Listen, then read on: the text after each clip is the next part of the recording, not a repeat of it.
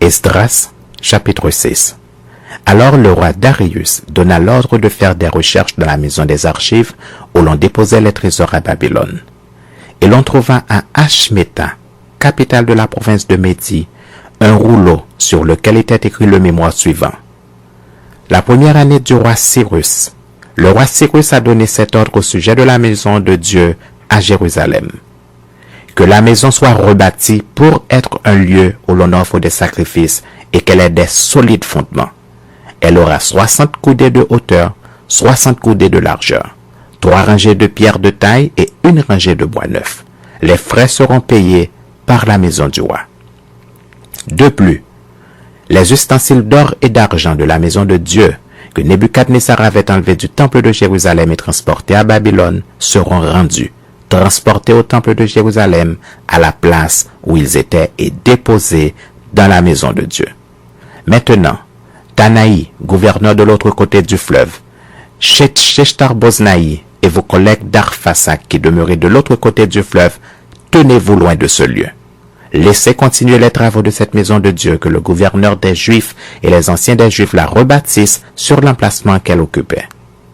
Voici l'ordre que je donne touchant ce que vous aurez à faire à l'égard de ces anciens des Juifs pour la construction de cette maison de Dieu. Les frais pris sur les biens du roi provenant des tribus de l'autre côté du fleuve seront exactement payés à ces hommes afin qu'il n'y ait pas d'interruption.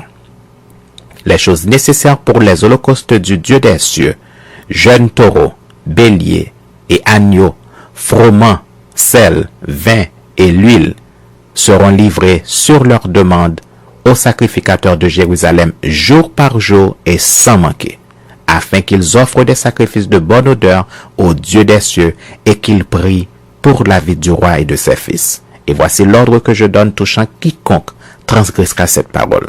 On arrachera de sa maison une pièce de bois, on la dressera pour qu'il y soit attaché et l'on fera de cette maison un tas d'immondices.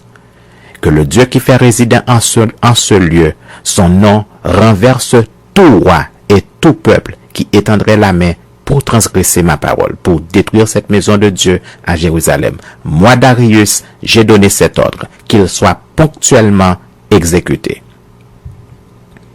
Tatnaï, gouverneur de ce côté du fleuve, Shethar-Boznaï et leurs collègues se conformèrent ponctuellement à cet ordre que leur envoya le roi Darius. Et les anciens des Juifs bâtirent avec succès, selon les prophéties d'Agé le prophète et de Zacharie, fils d'Ido. Ils bâtirent et achevèrent d'après l'ordre du Dieu d'Israël et d'après l'ordre de Cyrus, de Darius et d'Artaxerxès, roi de Perse. La maison fut achevée le 3e jour du mois d'Adar, dans la 6e année du règne du roi Darius. Les enfants d'Israël, les sacrificateurs et les Lévites et le reste des fils de la captivité firent avec joie la dédicace de cette maison de Dieu. Ils offrirent pour la dédicace de cette maison de Dieu 100 taureaux, 200 béliers, 400 agneaux et comme victime expiatoire pour tout Israël, 12 boucs d'après le nombre des tribus d'Israël. Ils établirent les sacrificateurs selon leur classe et les Lévites selon leur division pour le service de Dieu à Jérusalem, comme il est écrit dans le livre de Moïse. Les fils de la captivité célébrèrent la Pâque le 14e jour du 1er mois. Les sacrificateurs et les Lévites s'étaient purifiés de concert. Tous étaient purs. Ils immolèrent la Pâque pour tous les fils de la captivité, pour leurs frères les sacrificateurs et pour eux-mêmes. Les enfants d'Israël revenus de la captivité mangèrent la Pâque et avec tous ceux qui s'étaient éloignés de l'impureté des nations du pays et qui se joignirent à eux pour chercher l'Éternel, le Dieu d'Israël. Ils célébrèrent avec joie pendant 7 jours la fête des pains sans levain, car l'Éternel les avait réjouis en disposant le roi d'Assyrie à les soutenir dans l'œuvre de la maison de Dieu, du Dieu d'Israël.